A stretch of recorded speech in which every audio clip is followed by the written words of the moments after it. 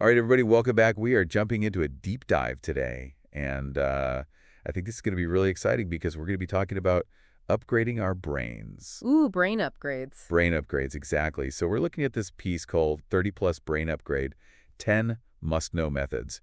And, I'm over 30, so I feel like this applies to me. Yeah, me too. I'm sure a lot of our listeners, too. Definitely. And even if you're not over 30, this is going to apply to you. I mean, who doesn't want to be able to learn better and more effectively? I think we're kind of sold on this idea that, once you hit a certain age, your brain is just like done.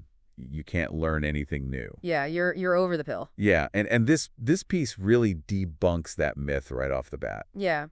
Actually, adult brains can be really good at learning.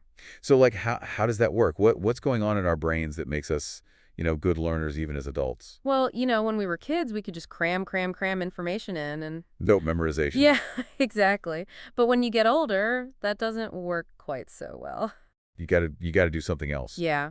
The adult brain actually learns better when it can kind of integrate new information with things it already knows. So it's like building connections, making connections. Exactly. It's like, think about learning a language. You can't just memorize a bunch of vocabulary words. You Right. have to understand how they all fit together and, the grammar and how it's used in conversation and all that stuff. So you're building like neural pathways. Yeah, exactly. You're building these new neural pathways, and actually, your memory center is working with the parts of your brain that, help you think critically and even feel emotions. Wait, so emotions are tied into this too? Yeah, for sure. Okay, so we're not just like these cold calculating machines. No, not at all. We've got feelings, and they actually help us learn.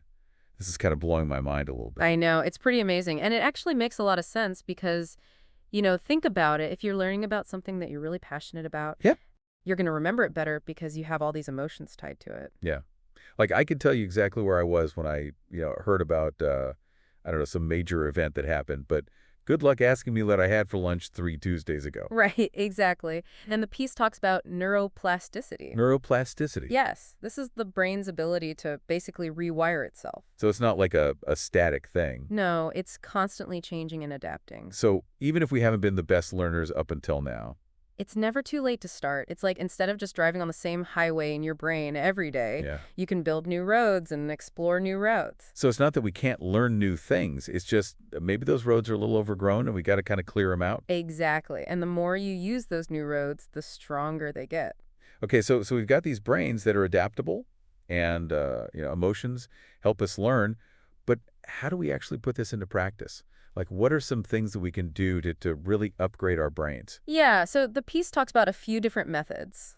Like practical tips. Yeah, practical tips. So one thing that they mention is consistent exposure. It's much better to, read for 10 minutes a day for 12 days than it is to try to cram 2 hours of reading in one day. That's good because I don't know if I could handle 2 hours of reading in one day. Right. And it gives your brain time to actually process the information. Like instead of giving it this huge meal all at once, Right. you're giving it these smaller snacks that it can kind of digest. Yeah, exactly. And another thing is reviewing what you've learned on the same day. That really helps reinforce those neural connections. So it's like going back and driving on those new roads, making sure they're clear. Yep, exactly. And I love this one. It says that walking can actually boost brain function.